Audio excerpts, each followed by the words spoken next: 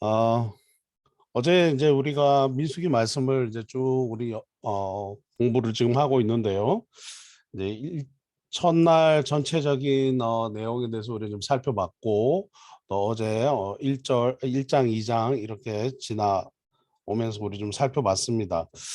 민수기를 오랫동안 볼 생각은 없습니다. 왜냐하면 우리가 올해 요한계시록까지 끝내야 되기 때문에 어, 구체적이고 세밀하게 각 장별로 좀 살펴보면 참 귀한 은혜가 있는 성경 말씀입니다. 그래서 한 장씩 살펴보면 한 장씩 보게 되면 그 한 3년, 네, 4년 가까이 걸쳐서 우리가 성경을 매일 한 장씩 묵상을 할 수 있는데요. 올해는 저희가 그냥 책을 전체까지 끝냈는데 좀 목표를 두고 전체의 하나님의 말씀의 그림을 우리가 가지는 것. 그래서 하나님이 이 코로나 19를 이제 지나가고 또 맞춰가고 또 코로나 이후의 삶을 살아가는 어, 모든 시간이 여기 함께 있잖아요. 2022년은 코로나19 팬데믹 기간이기도 하고 또 끝나는 기간이기도 하면서 또 새로운 시대가 시작되는 코로나19 이후에 시대가 시작되는 그런 시간을 보내서 저는 굉장히 중요한 역사적으로도 아주 중요한 시대다. 그리고 우리가 지난주는 역사적으로 어마한 시간을 보냈잖아요. 러시아가 우크라이나를 침공, 러시아라고 하는 강대국이 유럽을 공격하는 유럽의 전쟁을 일으킨 1945년 2차 세계대전 이후에 처음 있는 일이 지난주에 일어났습니다. 정말 저희가 엄청난 시간을 보내는 역사의 세대구나 하는 생각을 지난주에 분명히 가지게 됐습니다. 그래서 올해 정말 우리가 붙들어야 되는 건 하나님의 말씀이다. 하나님의 말씀 붙들어야 되겠다. 어, 그런 생각을 더 확고하게 하게 되었습니다. 그런 생각 속에서 우리 오늘도 말씀을 좀 보기를 원하고요. 올해 요한계시록까지 매일 이렇게 묵상되어지기를 바랍니다. 여러분들도 또 인도한 저를 위해서 또 우리 모든 성도님들과 함께 끝까지 요한계시록까지 잘 달려갈 수 있도록 기도해 주시기 바라고요. 네, 자, 제가 어저께 원래 제가 요즘 다른 책을 좀 연구를 하고 있는데 제가 요새 여호수아를 한 달 동안 지금 연구를 하고 있는데요. 여호수아를 한 달 동안 연구를 하고 있는데 너무 힘들어요. 그런데 제가 이제 5월 달을 되면은 또 그 제주도의 열방대학이라고 있습니다. 거기 이제 강의할 내용들이라서 제가 한 달 동안 연구를 좀 하고 있는데 근데 그런 가운데서도 민수기를 좀 정리를 해야 되겠다 하는 생각이 들었어요. 그래서 어떻게 하면 일주일 만에 끝낼 수 있을까? 그러다 보니까 막 그리면서 좀 요약을 해야 되겠다. 그런 생각이 들었습니다. 자, 보시면요. 자, 여기가 이제 앞에 이 전체 민수기는 세 단락으로 되어 있습니다. 시내 광야, 바람 광야, 모압 평지. 근데 이제 이 시내 광야에서 바람 광야로 가는 때가 총 10장이죠. 그죠? 그리고 바람 광야를 보면은 3장, 4장, 3, 4, 5, 6, 7, 8, 9, 한 7장밖에 되지 않습니다. 그리고 또 나머지 스토리가 여기 있어요. 그래서 그런데 시간대별로 보면 제가 여기 지금 적지를 않았는데요. 여기가 한 1년하고 7개월 정도 되고요. 여기가 한 10개월 정도 됩니다.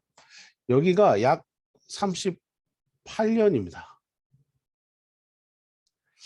자, 민수기 오늘 시간 시작하는데요.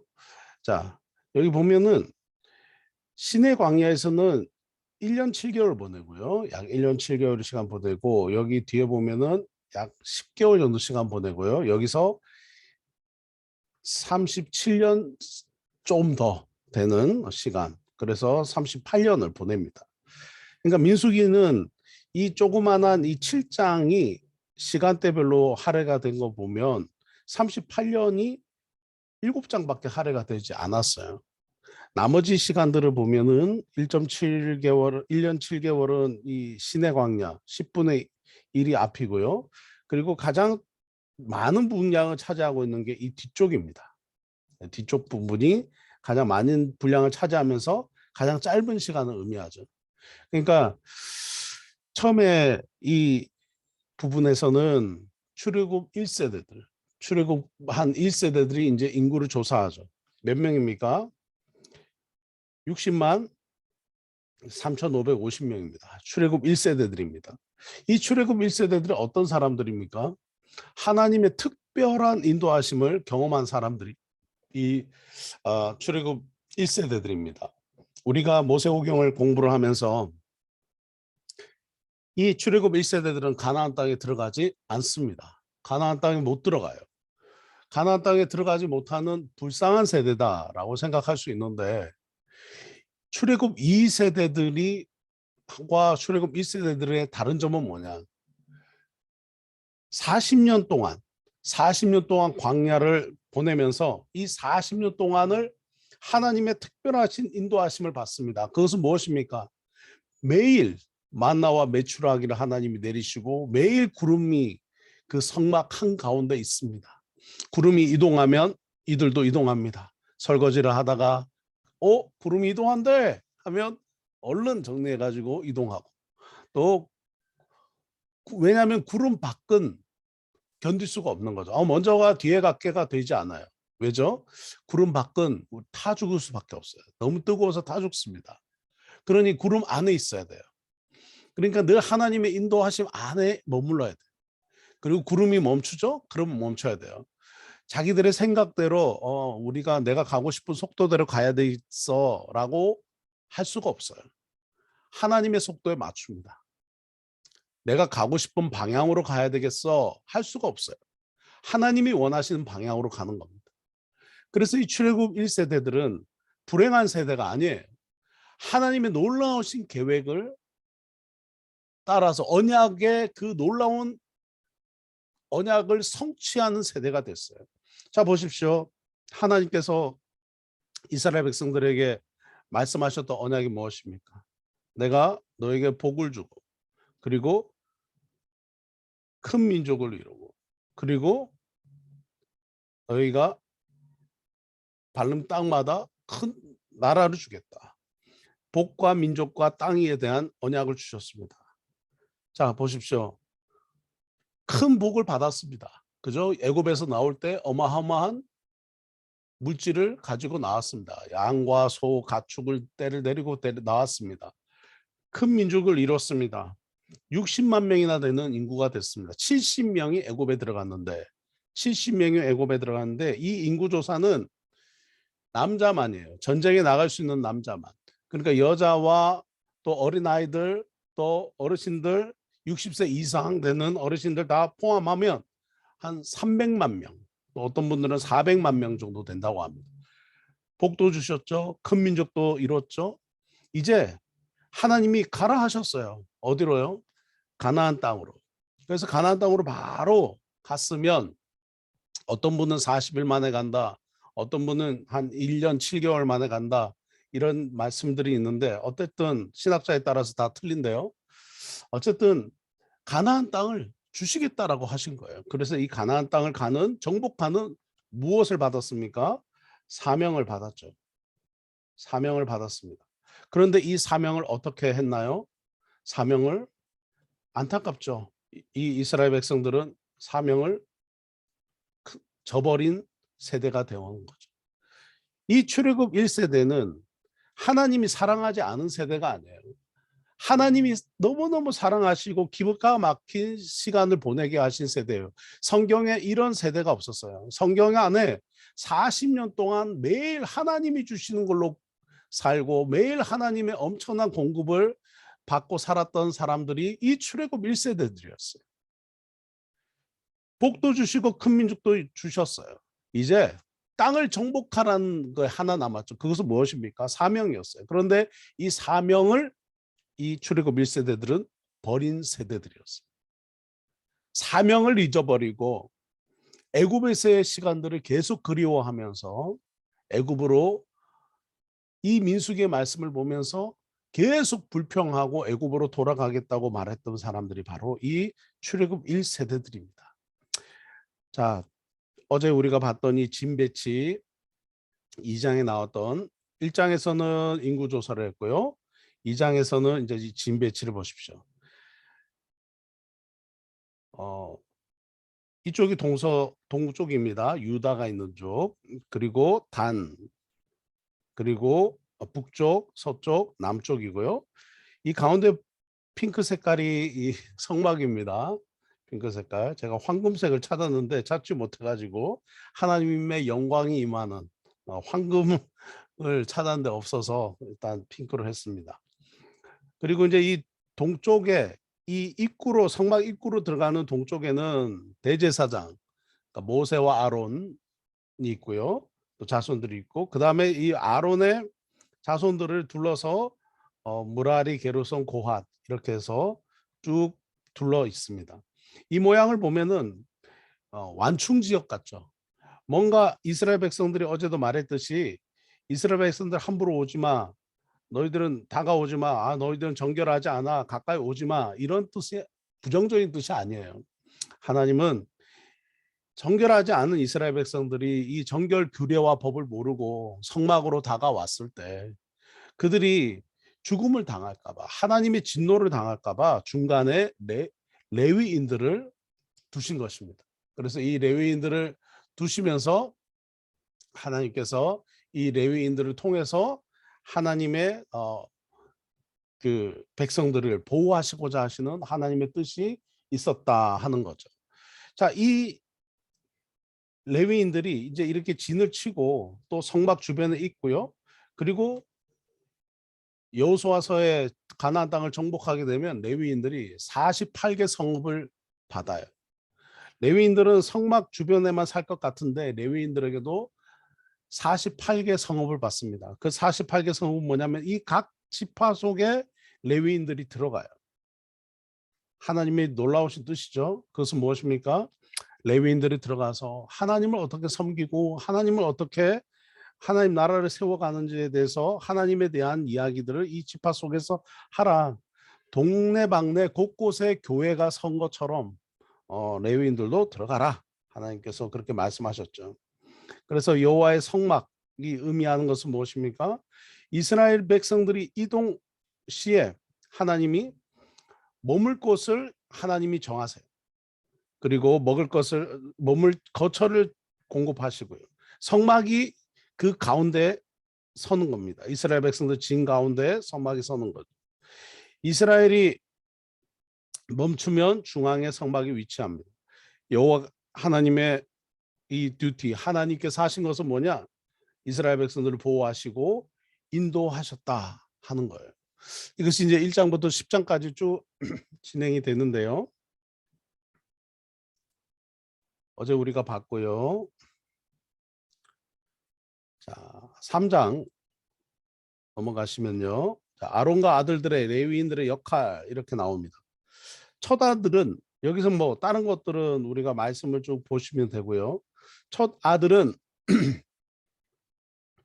이스라엘의 첫 자녀 대신에 레위인을 취하라. 그래서 초태생 첫 번째 태어난 자녀들은 다 하나님께 드려라 하는 거죠. 한나가 기도하면서 하나님 아들 주세요. 아들 주시면 하나님께 바칠게요. 서운했던 것처럼 그래서 하나님께서 한나에게 사무엘 주시고 또 우리 시대도 그런 사람들이 많이 있지 않습니까? 하나님 첫 아들 주시면 하나님께 바치고 싶은데 그러니까 아이들 못 낳다가 또 저희 아마 권사님들 세대는 그러실 수 있었을 것 같아요. 어르신들이 그냥 그 딸만 만약에 막 계속 나오면 어르신들이 아유 이러고 속상해서 그죠? 어떤 분들은 막 그냥 뭐 방금 출산한 며느리 앞에서 그냥 담배를 뻑뻑 피시면서 속상하다 그런 표현을 이번에도 딸이냐 이렇게 그럴 때 제가 어디서 들어본 것 같은데 간증을 그럴 때 그 저기 어머니가 그 이제 며느리가 하나님 기도하면서 눈물로 기도하면서 하나님 아들을 주세요. 아들을 주시면 하나님께 바칠게요. 아들 주시면 하나님께 바칠게요. 네, 그렇게 해서 하나님께 서원해서 받은 아들에 대한 이야기도 있는데요. 어쨌든 하나님의 것이다. 초태생은 하나님의 것이다. 라고 하나님께서 그렇게 하라라고 말씀하시고요. 이제 4장으로 가면 레위 지파가 자손별로 어떻게 회막에서 봉사해야 될 것이 나옵니다. 5장에 가면은 이 진 안에서 부정하게 된 사람들 어떻게 정결하게 될 것인지에 대해서 말씀하시고 또 죄배상 여러분 우리 속건제 아시죠? 어떤 부지 중에 실수로 남에게 실수해서 죄를 지었어요. 어제 우리 청년들이 체육관에 어제 가가지고 복싱을 하다가 글러브를 잊어버렸나 봐요. 근데 부지 중에 누가 가져갔다 하면 5분의 1을 더해서 그 갚아주고 원래 잊어버린 것도 보상해주고 5분의 1을 더해서 보상해주는 이것이 바로 재배상이고요. 그 다음에 이제 의심의 소재. 의심의 소재는 뭐냐면 이 당시에 이제 남편들이 여자들을 쉽게 버렸잖아요. 그러니까 여자는 인권이 없었어요. 여자들을 쉽게 버리고 그냥 돌아서는 그런 시대에 어, 그 쉽게 버릴 수 있는 이유가 뭐냐면 내 아내 의심돼. 의심받는 짓 했지. 이렇게 막 이제 몰아붙이는 거죠. 그러면 여성들이 뭐 결국 처음에는 항의하다가 뒤에는 눈물을 흘리면서 떠나게 되는 이 안타까움이 있잖아요. 그래서 하나님께서 그렇게 하지 말아라. 그러니까 아내가 의심이 되면 제사장에게 가라. 그리고 제사장과 사람들 앞에 세워서 성막에 가서 이 저주를 쓴 두루마리의 저주를 쓰고 저주의 글을 쓰고 그 두루마리를 빨아라. 그 빠른 물을 씻은 물을 아내에게 마시게 해라. 만약에 아내가 정말 의심받는 일을 했으면 어, 허벅지가 터지고 배가 창자가 터져서 죽게 될 것이다. 그러나 만약에 아내가 정결하고 아내가 그런 일이 없으면 그 두루마기 저주의 두루마기를 씻은 물을 마셔도 괜찮으면 그 아내에 대한 의심을 버리고 남편도 제사를 지내고 다시 남편의 마음이 아내에게로 돌아가라 이렇게 얘기한 거죠. 어떻게 보면은 제사장 앞에 여성을 세운다. 여성이 얼마나 수치스럽습니까? 얼마나 부끄럽습니까? 자기는 아무것도 한 짓이 없는데 억울하잖아요. 만약에 의심받을 일을 했으면 무섭겠죠. 두렵겠죠. 저주의 두루마리 씻은 물을 마시면 그렇게 바로 죽음을 당할 건데 성막 안에서. 그러나 의심할 일이 없는 정말 나는 의심받을 일이 없어요 하는 아내에게는 이것이 그냥 버림받는 것보다도 자기의 신실함을 온 사람들 앞에서 공공 앞에서 드러내고 또 나타낼 수도 있고 증명할 수도 있는 그래서 그 깨끗한 아내의 그 뭐랄까요? 그 깨끗한 아내의 신실함을 증명할 수 있는 기회가 되는 거죠. 한편 그걸 보면 하나님께서는 이 여성을 그 당시에 약자가 되어서 보호받지 못했던 그 여성을 보호하시려는 하나님의 마음이 있었다. 당시에 남편들 중에서도 뭐 남편이 나빠서 그런 게 아니라 의심할 수 있죠. 의심하게 되는데 의심 안 해야 되는데 의심하게 되는 왜냐하면 그 당시에 사회는 엄청나게 문란했지 않습니까? 그래서 내 아내가 좀 의심이 되는데 이제 이런 거죠. 그럴 때 결국 이 의심의 소재, 의심의 또 이 말씀 후반절에 보면 의심의 법이라고 말씀하십니다. 이 의심의 법을 하나님께 지키라 하신 것은 곧 여성을 보호하고 궁극적인 뜻은 의심하는 남편은 다시 아내를 사랑하고 아내에게 돌아가고 또 아내도 남편을 사랑하고 남편에게로 다시 돌아가라. 그렇게 서로 싸우고 다투고 헤어지고 의심해서 그렇게 반목하고 그렇게 지내지 말고 서로에게로 가라. 서로에게 돌아가라 하시는 하나님의 말씀인 거죠. 네, 그것이 바로 의심의 소재입니다. 자, 오늘은 여기까지 하겠습니다. 그래서 내일부터 좀 크게 우리가 민수기 살펴보면서요. 네, 또 공부하던 시간을 갖도록 하겠습니다. 이스라엘 백성들은 광야를 보내고 지나가고 있습니다. 하나님의 날마다 주시는 기가 막힌 은혜를 공급받고 살아가고 있으면서도 이스라엘 1세대들은 사명을 상실하고 사명을 잃어버린 탓에 결국은 가나안 땅으로 들어가지 못합니다. 민수기의 두 번째 그 인구 조사에서는 바로 가나안 땅에 들어가는 2세대들을 또 인구를 조사를 26장 가면 합니다. 우리가 민수기를 공부를 하면서 우리가 안에 깨달아야 될 것들이 참 많지만 그 중에 하나, 사명을 잃은 축복받은 하나님의 공급하심, 하나님의 인도하심을 받는 매일매일 특별한 그 인도하심을 받았던 출애굽 1세대. 하나님이 복 주시고 하나님이 큰 민족을 이루게 하신 1세대. 그러나 사명을 잃어버렸을 때 그들은 사명을 감당하지 못하고 사명을 이루지 못하고 그들은 광야에서 죽었다는 것을 우리는 기억해야 합니다. 하나님이 오늘 우리에게 주신 놀라우신 축복, 하나님이 우리에게 주신 놀라우신 은혜, 그것만은 아니다. 하나님이 우리에게 이루라 하신 사명이 있다. 그 사명을 우리는 감당해야 한다. 하나님 사명 감당케 하여 주옵소서. 축복받고 하나님 인도하심 받은 것에 만족하지 않고 하나님 내게 하라 하신 사명 이루게 하여 주옵소서.